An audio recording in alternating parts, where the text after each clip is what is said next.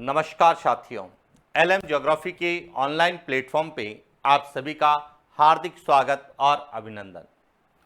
न रुकना है, न थकना है, बस मेहनत करके लक्ष्य को पाना है। इसी उद्देश्य और मोटिवेशन के साथ हम लोग बात करेंगे आज आर्थिक समीक्षा 2022-23 के अनुसार क्षेत्रीय विकास की योजनाएं। देखिए, आज हम एमसीक्यू फॉर्मेट में नहीं पढ़ेंगे। आज हम क्षेत्र विकास की जो योजना है, जो विशेष रूप से आरओ, ईओ और उसके साथ अन्य जैसे एग्जाम हैं, आरएस है, एसआई है या अदर स्टेट एग्जाम्स जो राजस्थान से संबंधित है, उनमें किस प्रकार के प्रश्न हमसे पूछे जाते हैं। हालांकि आरओ, ईओ में शहरी क्षेत्र में संचालित योजनाएं अलग से पूछी जाएगी और कई बार हमें इकोनॉमिक सर्वे के आधार पर या राजस्थान के समसामयिक के आधार पे कुछ योजनाएं डायरेक्ट भी पूछी जाती है। तो देखिए, अब हमें किस तरह की योजनाएं पूछी जाएगी, उन योजनाओं के बारे में हम थोड़ा अध्ययन कर लें, ताकि परीक्षा में यदि इन योजनाओं को लेकर प्रश्न आए जो क्षेत्रीय विकास की योजनाओं के रूप में जानी जाती हैं, तो हमारा प्रश्न गलत नहीं हो। तो देखिए, शुरुआत करते हैं एक एक योजना की। सबसे पहली योजना है समेकित बंजर भूमि विकास कार्यक्रम। सबसे पहली योजना कौन सी है? वह है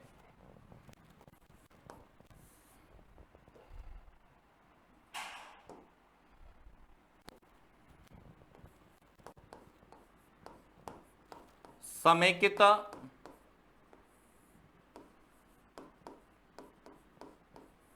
बंजर भूमि विकास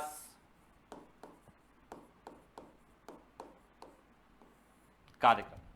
अब देखिए, यहां से दो तरह के प्रश्न आते हैं। एक तो आता है आर्थिक समीक्षा के अनुसार भू सांख्यिकी उपयोग या भू उपयोग सांख्यिकी 2020-21 के अनुसार पूछी जाएगी। उसमें राजस्थान में बंजर भूमि पूरे राजस्थान के प्रतिवेदित क्षेत्रफल का कितना प्रतिशत है। तो सबसे पहले तो आपको यह पता होना चाहिए कि राजस्थान में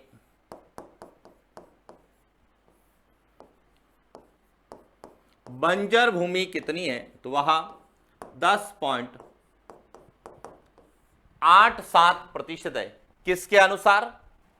भू उपयोग सांख्यिकी 2020-21 के अनुसार, जो कि इकोनॉमिक सर्वे आर्थिक समीक्षा 2022-23 में दे रखी है। अब बंजर भूमि जिसको किसमें कृषि योग्य भूमि में बदला जा सकता है, यदि वहां की बंजर भूमि का हम सुधार करें तो उसे जो है हम कृषि योग्य भूमि बना सकते हैं। और इसीलिए राजस्थान में समेकित बंजर भूमि विकास कार्यक्रम, अब इसको लेके क्या प्रश्न बनते हैं? सबसे पहला प्रश्न बनता है कि यह योजना कब प्रारंभ की गई। तो यह योजना कब प्रारंभ हुई थी?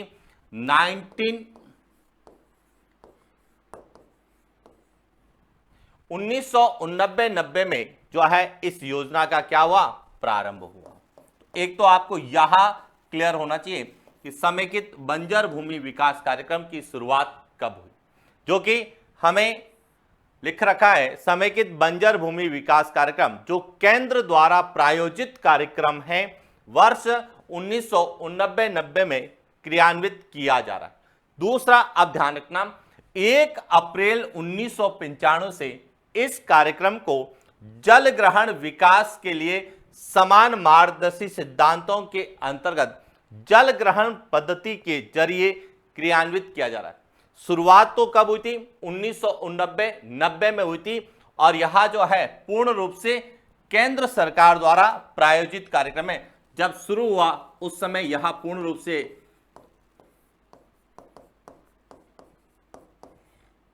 केंद्र सरकार के द्वारा प्रायोजित था। Point clear?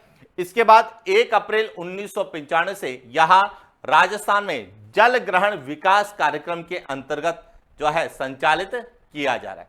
तो 2 पॉइंट क्लियर हो गए, कब प्रारंभ हुआ और यह किसके द्वारा प्रायोजित है।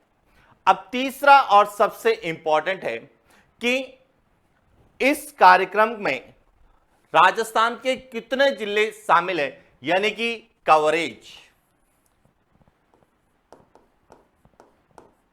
समेकित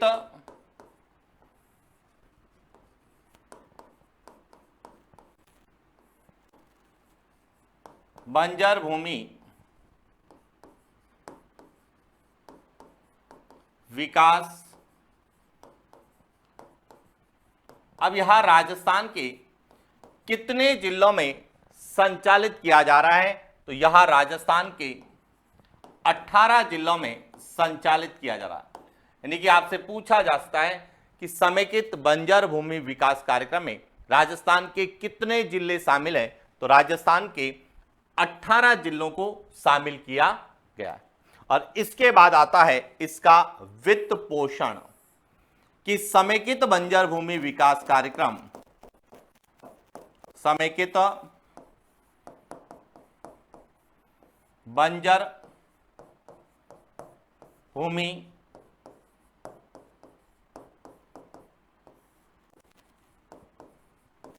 विकास कार्यक्रम, इसका वित्त पोषण यानी कि पैसा कौन देता है, तो देखिए 31/3/2000 से पहले, यानी 31 मार्च 2000 से पहले कार्यक्रम के अंतर्गत जल ग्रहण विकास परियोजना 4000 रुपए प्रति हेक्टर की लागत मापदंड पर स्वीकृत की जाती थी।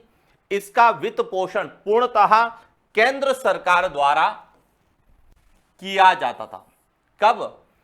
31 मार्च 2000, 31 मार्च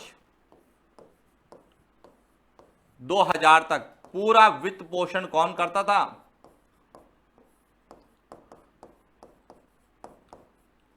केंद्र सरकार के द्वारा किया जाता।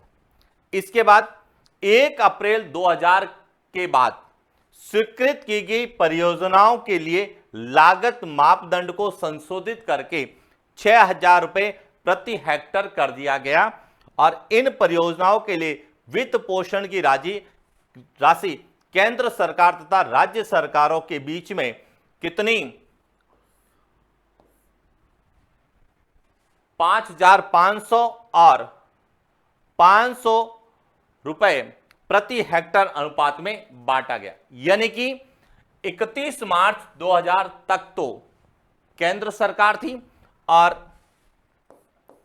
1 अप्रैल 2000 से यहां केंद्र और राज्य में क्या हो गई? बांट दी गई। 5500 रुपए केंद्र सरकार देगी, 500 रुपए जो है वह राज्य सरकार देगी। यदि हम अनुपात की बात करें तो 11:1, 11:1 में जो है यहां बंटवारा किया गया है। यानी इसमें केंद्र और राज्य की राशि का कितना है? 11:1 है। कैसे? यदि हम इनको सॉल्व करें तो 0 0 कट जाएंगे, 5 का एक बार 11। तो यह ध्यान रखना, समेकित बंजर भूमि विकास कार्यक्रम में प्रारंभ में पूर्ण रूप से केंद्र सरकार द्वारा थी, लेकिन 1 अप्रैल 2000 से केंद्र और राज्य में जो प्रति हेक्टर जो अनुदान दिया जा रहा है उसका अनुपात 11:1 है। तो कब प्रारंभ हुई? पहला, कितने राज्यों, राजस्थान के कितने जिलों में लाभान्वित हो रही है और इसका वित्त पोषण कौन कर रहा है। चला आगे। अगली है सूखा संभावित क्षेत्र कार्यक्रम। अगली कौन सी योजना है? अगली योजना है सूखा संभावित क्षेत्र कार्यक्रम।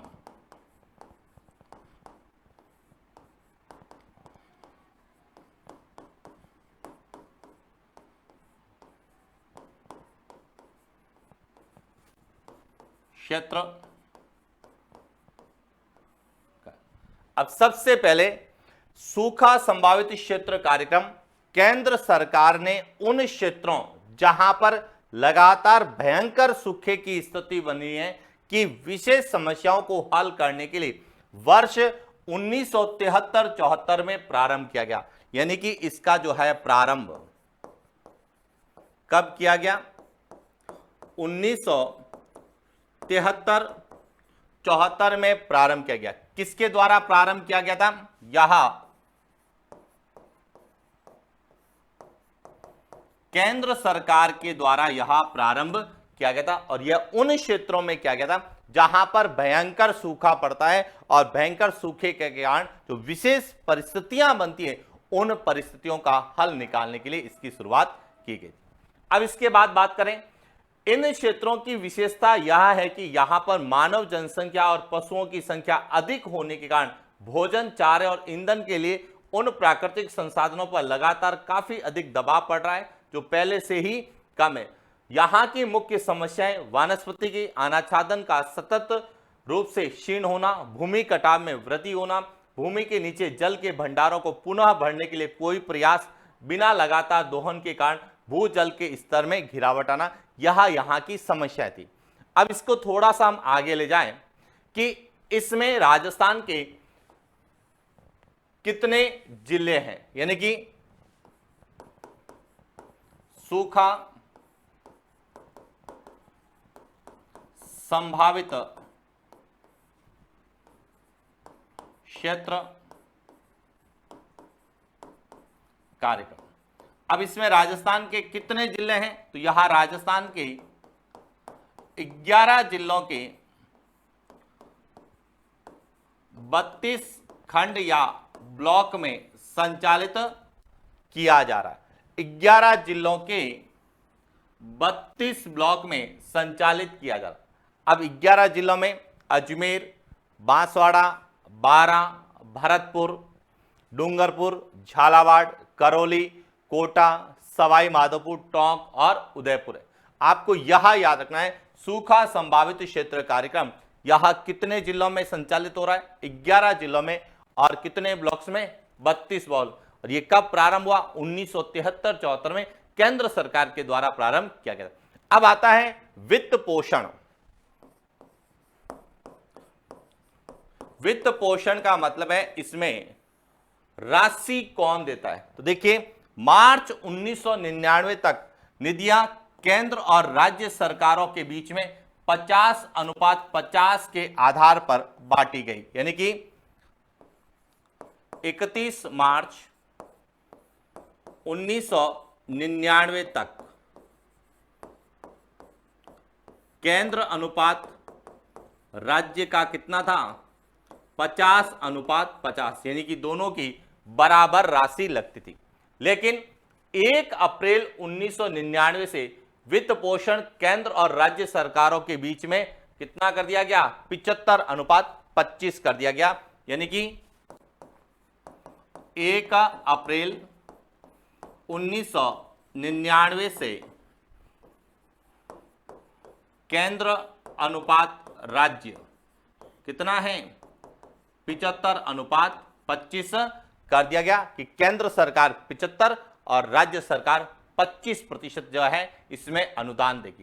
यानी इसमें भी आपको 3 पॉइंट याद रखने हैं कि यह कब प्रारंभ की गई? 1973-74 में केंद्र सरकार के द्वारा प्रारंभ की गई थी। इसमें राजस्थान के कितने? 11 जिलों के 32 ब्लॉक लाभान्वित हो रहे हैं और इस कार्यक्रम में प्रारंभ में केंद्र और राज्य की हिस्सेदारी 50:50 थी, लेकिन वर्तमान में 75:25 के रूप में जो है इनकी हिस्सेदारी। क्लियर हो गया? चला आगे बात करते हैं अगली योजना। अगली है मेवात क्षेत्र विकास कार्यक्रम। अब सबसे पहले तो आपको यह पता होना चाहिए कि मेवात क्षेत्र किसे कहते हैं। मेवात क्षेत्र, अब मेवात जो क्षेत्र है यह अलवर और भरतपुर, अलवर और भरतपुर के जिलों में जो 14 ब्लॉक हैं कि 14 ब्लॉक जहां पर मेव जाति जो है वह निवास करती या मेव जाति का बाहुल्य है, इन 14 ब्लॉक में इसको क्या कहा जाता है? मेवात क्षेत्र। यानी कि मेवात क्षेत्र में राजस्थान के कितने जिले हैं? 2 जिले हैं, अलवर और भरतपुर। पॉइंट क्लियर हो गया कि मेव समुदाय मुख्यतः अलवर भरतपुर जिले के 14 खंडों में बहुलता से निवास करते हैं और मेव बाहुल्य वाले क्षेत्र को मेवात क्षेत्र के नाम से जाना जाता है। Point clear. अब इस क्षेत्र के विकास के लिए राजस्थान सरकार के द्वारा, देखिए इस क्षेत्र के संपूर्ण विकास के लिए राजस्थान सरकार द्वारा वर्ष 1986-87 में मेवात क्षेत्र विकास कार्यक्रम, मेवात क्षेत्र विकास कार्यक्रम प्रारंभ कब हुआ था? तो 1986-87 में प्रारंभ किया गया था। और किसके द्वारा प्रारंभ किया गया था?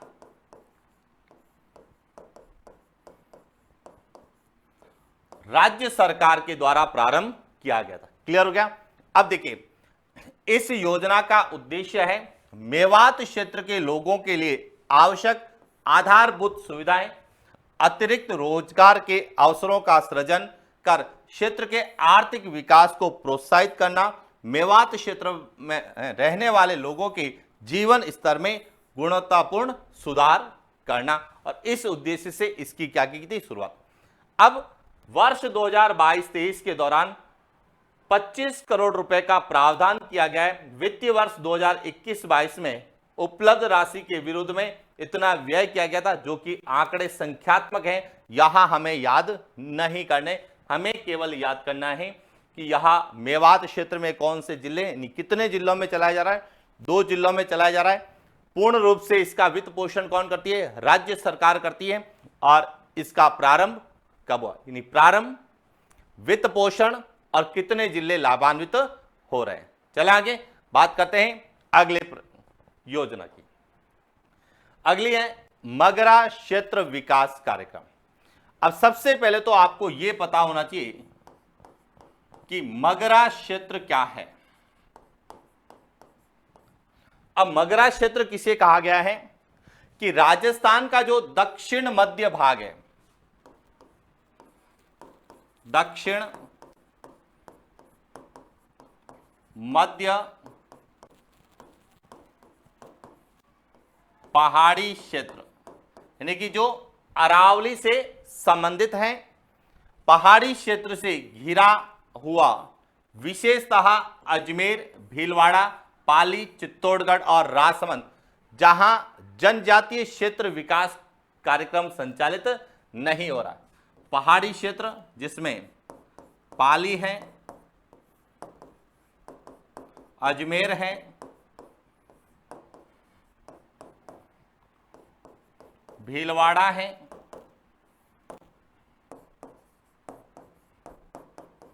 चित्तौड़गढ़ है और राजसमंद, इन 5 जिलों में यहां जो है मगरा क्षेत्र विकास कार्यक्रम संचालित हो रहा है कि यहां 5 जिले दक्षिण मध्य में पहाड़ी क्षेत्रों से घिरे हुए हैं और यहां पर जनजाति विकास क्षेत्र कार्यक्रम का संचालन नहीं हो रहा है। यानी कि यहां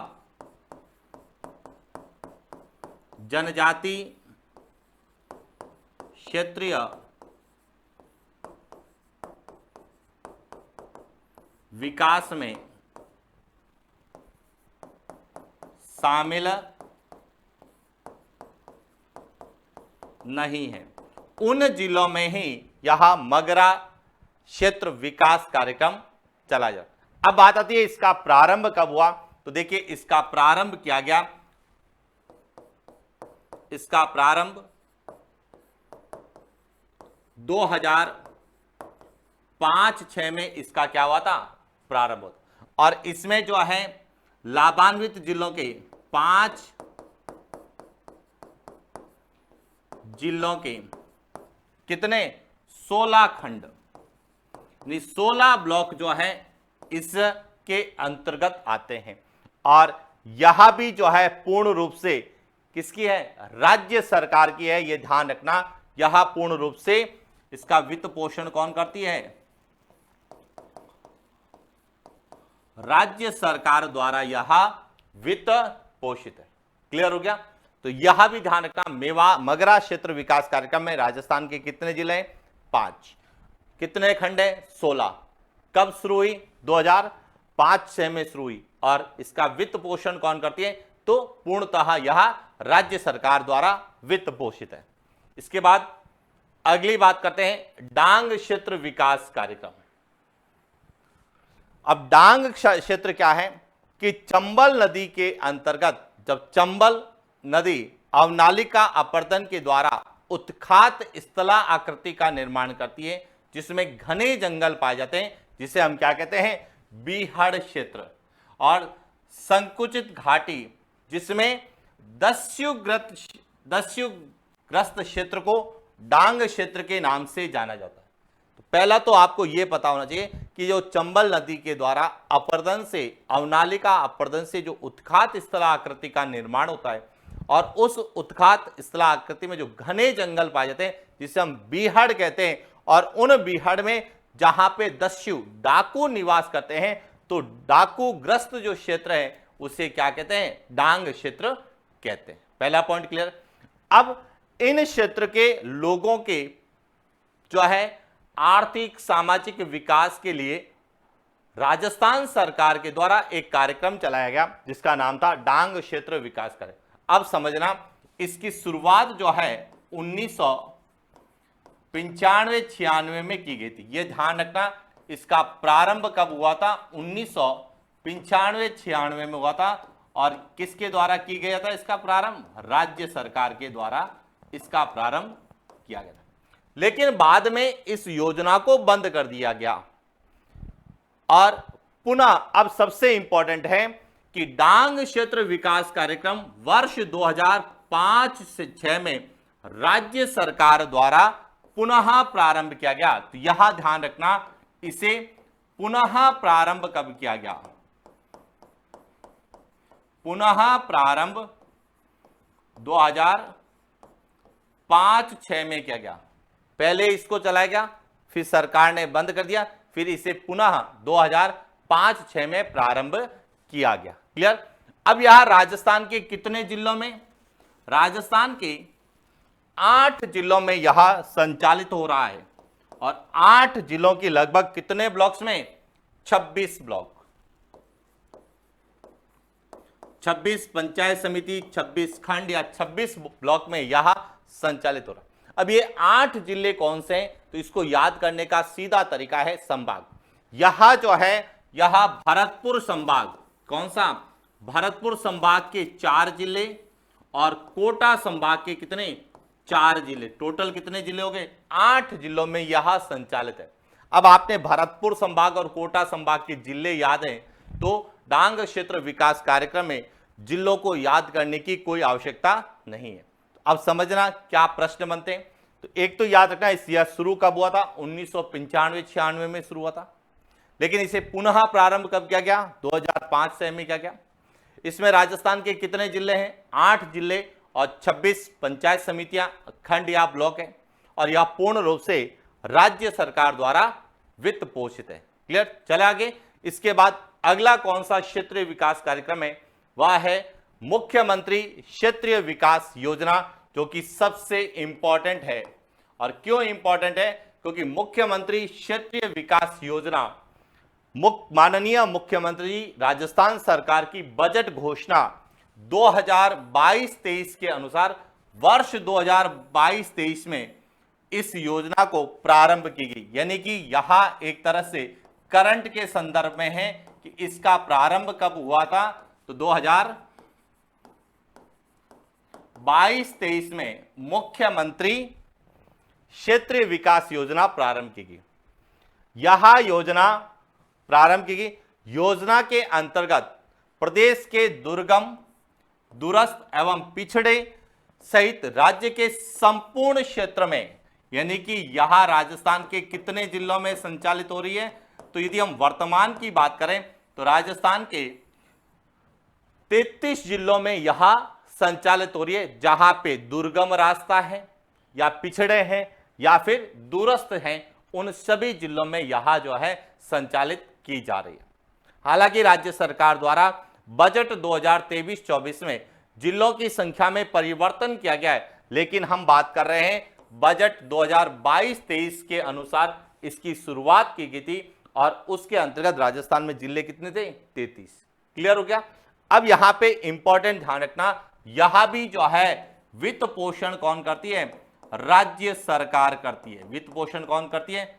राज्य सरकार। अब एक सीधा सा याद रखना, जिस योजना के शुरुआत में मुख्यमंत्री शब्द आता है तो वह पूर्ण रूप से राज्य सरकार की होगी, और जिसमें प्रधानमंत्री शब्द आता है वह केंद्र की भी हो सकती है और केंद्र और राज्य की होगी। लेकिन यहां पर क्या है? मुख्यमंत्री क्षेत्रीय विकास योजना, जो कि पूर्ण रूप से राज्य सरकार की है, जो 2022-23 में प्रारंभ की गई, और जिसका मुख्य उद्देश्य जो दुर्गम, दूरस्थ और पिछड़े क्षेत्र हैं उन सभी जिलों के उन क्षेत्रों का आधारभूत संरचना का विकास करना, व्यवस्थित आधारभूत संरचना एवं ग्रामीण विकास के लिए प्रदेश की भौगोलिक, आर्थिक, सामाजिक स्तर पर क्षेत्रीय भिन्नताओं, आवश्यकताओं तथा संभावनाओं को ध्यान में रखते हुए समग्र विकास करना। और सबसे इंपॉर्टेंट है, इसके लिए राजस्थान सरकार के द्वारा कितना बजट दिया गया? तो यहां इंपॉर्टेंट है, 100 करोड़ रुपए का बजट आवंटित किया गया। बजट कितना किया गया था? 100 करोड़ रुपए का बजट का आवंटन किया गया। क्लियर हो गया? चले आगे। और इसके बाद जो पूछी जाती है वह है मरु क्षेत्र विकास कार्यक्रम। मरु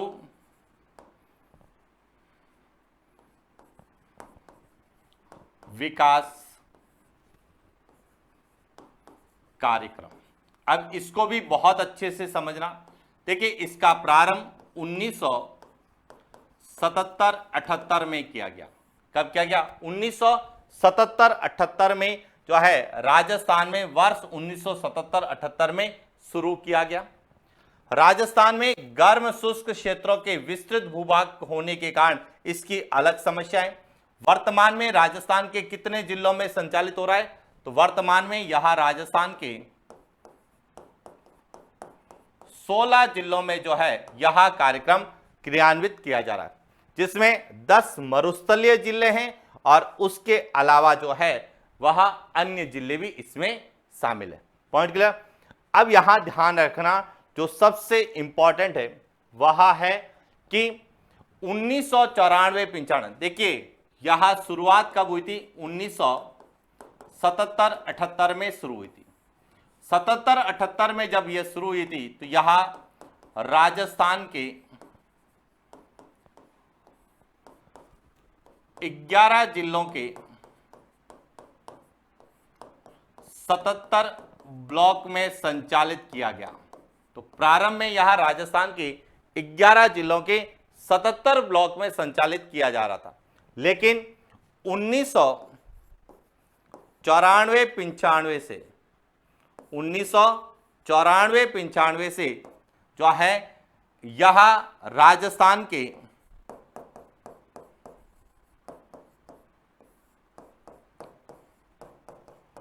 16 जिलों के 85 ब्लॉक में, कितने ब्लॉक में? 85 ब्लॉक में संचालित किया जा रहा है। तो ये ध्यान रखना, प्रारंभ में यह 11 जिलों के 77 ब्लॉक में है और वर्तमान में यह 16 जिलों के 85 ब्लॉक में संचालित किया जा रहा है, जिसमें से 10 जो है वह मरुस्थलीय जिले। अब इसमें आता है वित्त पोषण। अब देखिए, वित्त पोषण की बात करें तो 1 अप्रैल 1999 से, कब से? 1 अप्रैल 1999 से या इसके बाद स्वीकृत की गई जल ग्रहण परियोजनाओं के लिए कार्यक्रम का जो है केंद्र अनुपात राज्य कितना किया गया है? 75/25 किया जा रहा है। देखिए, जब यह प्रारंभ में जब शुरू हुआ था तो यह पूर्ण रूप से केंद्र सरकार की योजनाओं के अंतर्गत आता था, यानी पूर्ण रूप से केंद्र सरकार द्वारा वित्त पोषित था। लेकिन 1 अप्रैल 1999 के बाद में जब इसे जल ग्रहण क्षेत्र परियोजनाओं में शामिल कर दिया गया तो अब जो है इसमें 75/25 केंद्र और राज्य की हिस्सेदारी है। क्लियर हो गया? तो ये था आज का हमारा सेशन, जिसमें हमने राजस्थान में क्षेत्रीय विकास के लिए कौन कौन सी योजनाएं संचालित की जा रही है और उनको लेके किस तरह के हमें प्रश्न पूछे जाते हैं। सामान्यतः एक तो कब प्रारंभ हुई, यहां आपको पढ़ना है। दूसरा, राजस्थान के कितने जिलों को वह लाभान्वित कर रही है, यह पढ़ना है। तीसरा, इसका वित्त पोषण किन के द्वारा किया जा रहा है, यह पढ़ना है। और चौथा जो है, इसका उद्देश्य क्या है, यदि पर्टिकुलर किसी क्षेत्र या किसी समस्या के लिए है तो वह आप अवश्य देखकर जाएं। तो ये था आज का हमारा सेशन और इसी तरह से जो है हमारा यह कारवा आगे तक चलता रहेगा। तब तक के लिए सभी को धन्यवाद। मिलते हैं नेक्स्ट क्लास। Thank you.